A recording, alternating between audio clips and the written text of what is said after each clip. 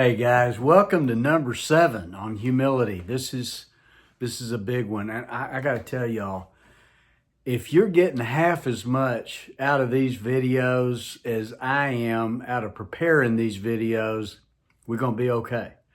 I'm learning so much. I'm learning so much from y'all, and I really want to keep this conversation going. I appreciate y'all so much, and how you jumping into this. Now, today really is kind of the key. If you come to things as a leader with a humble spirit, man, you're just not going to have as many problems as you will otherwise. I remember a funny story about, well, it's funny to me anyway, about humility. When I was a professor at seminary, they made a big deal out of having somebody elected to the faculty with tenure. Tenure theoretically means you're not going to be fired. But the president of our school would always get up and he would call up the professors that were going to get tenure, and he'd give them a $100 bill, which apparently they'd been given $100. They didn't know about inflation, which is not unusual. A lot of times, to be honest, church leaders struggle with economic ideas. But they'd give you a $100 bill, and which would buy you lunch in New Orleans, and then they would talk about you and how great you were and all this stuff. Man, I mean, just your ego, your head, you feel it raising, growing. And then the president of the school would look at you and say, now you understand that tenure doesn't mean tenure. So don't get too excited because you could be fired at any time. It was like, why do we go? What is this dog and pony show? Man, we had all kinds of stuff like that. I mean, professors are the goofiest bunch of non-working people that you've ever been around. Every year we had to list all the books that we read. Right before school started, first week of August, you had to turn this in. And if yours was really good, they'd make you talk about it in front of the whole faculty.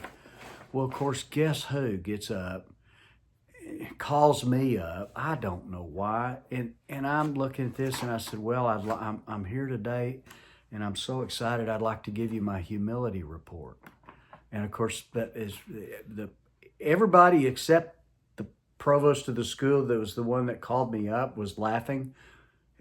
He didn't think it was funny, but so I learned a little bit more about humility that day, didn't I? Yeah. Let me tell you what Jesus said about it. In Mark chapter 10, verse 42 through 45. Jesus called them together, his disciples, and said, you know that those regarded as rulers of the Gentiles lord it over them, and their superiors exercise authority over them. But it shall not be this way among you. Instead, whoever wants to be great among you must be your servant, and whoever wants to be the first must be the slave of all. For even the Son of Man did not come to be served, but to serve and to give his life as a ransom for many. When we put it all, the world teaches us to, man, you got to tell everybody what you're doing, beat your breast and brag all the time. And if you're around worldly people, you hear them bragging and you know exactly what I mean. It's a little off-putting. But it shall not be that way among God's servants. We are blessed to be here and to be called into this position. And yes, it is hard. It's really hard. But in this verse, he's talking to rulers and leaders, and he's saying that they exercise dominion, rule, and there's an oppressive tone in the words that Jesus uses. In other words, he's saying among men, leadership is kind of an oppressive thing. People lord it over those who are lower on the totem pole than they are. But he says, man, that's just not you.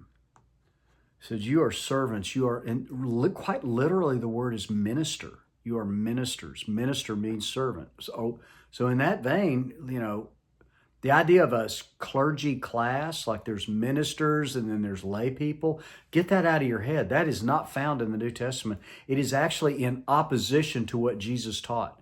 Jesus did not teach a clergy class. He negated it. Nevertheless, being human, we've screwed that up too. So, but we don't have to keep going with things that are messed up. We can go with things that are right. We have the Word of God. We can learn what it means, and we just follow it. And if the church down the street wants to do it a different way, and they want to make a big deal out of who's who, let them. I don't care. I'm not trying to please them. I'm trying to please Jesus. He's the one who put me in this position. And honestly, He's the one who sustains my life every day. He's the one who gives me every gift that I've ever gotten. Why would I not want to serve Him? He's the only one that really matters. And if I serve Him well, I will be humble toward others. If I think about being humble, I probably won't. What is it that somebody said? The humble person is not the person who thinks less of themselves. It's the person who thinks of themselves less. So Jesus said, I've given my life as a ransom. He's redeemed us. And if He didn't think it was important to brag and flaunt who He was and thump His chest, well, last time we talked about imitation. That's be something pretty good to imitate. All right, so let's look at this. Some questions that we might discuss together when we get together next time. How does Jesus define leadership? Describe a time when you saw servant leadership in action. You saw somebody modeling it. Maybe somebody in the group, that'd be fantastic, but it doesn't have to be. It could be somebody else. And, when it's your turn to talk, be a servant leader and get on with the story, right? Don't take too long. What's the best way? I know that was left-handed. What's the best way to promote your humility without becoming prideful about it? I told you about the humility award that, I was trying to make a joke, and actually I was trying to, this guy's bragging on me. I didn't really want him to. He actually invited me up there to brag on myself because that's what they did every year. I didn't want any part of it. I just didn't want to. I probably should have just skipped that day. But instead, I did it wrong. I made him mad. So the point is, what's the best way to just be humble without drawing attention to your humility? Like, oh, look, let me wave a flag. Look how humble I am. See, that's just terrible. All right, so here's your homework assignment.